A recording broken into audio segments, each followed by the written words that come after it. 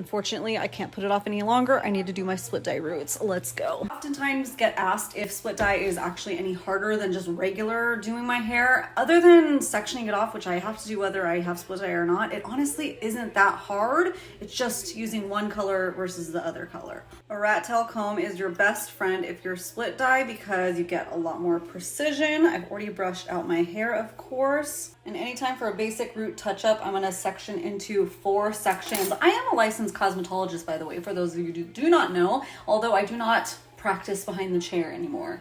I'm using these little color claw clips and I wanna make sure they lay flat against my head because when I pull over, I don't want them to be in the way. Especially working with bleach and just root touch-ups in general, sectioning is your key part. So those are my 4 sections. I'm gonna start with the bleach side because I usually need my bleach to process longer than I do the red side. Obviously, doing the back of your head is the hardest part. I'm used to it, but if you have an extra mirror or you can grab a friend to do the back of your head, that will be the best bet.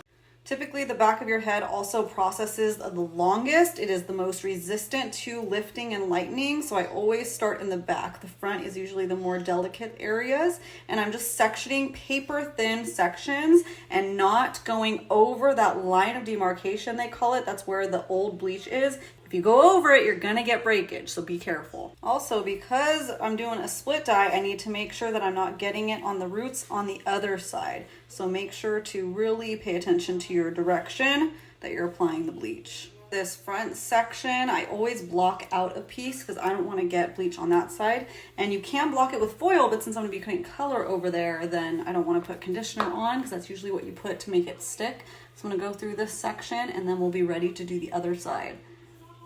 Now I'm taking these pieces of foil and just lining it up along that line just to get a little extra layer of protection. I'm pretty careful, but it's just like some insurance, you know, to make sure you don't overlap anything.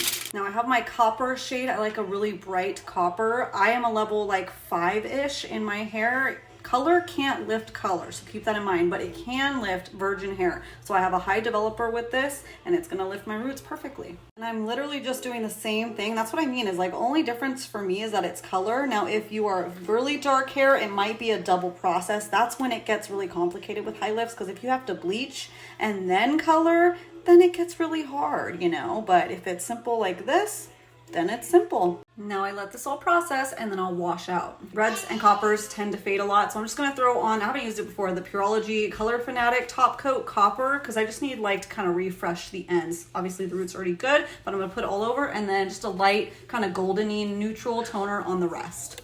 And this is the finished result, all dried and styled, and I'm so glad I got around to doing this because I feel funky, fresh, and I love it.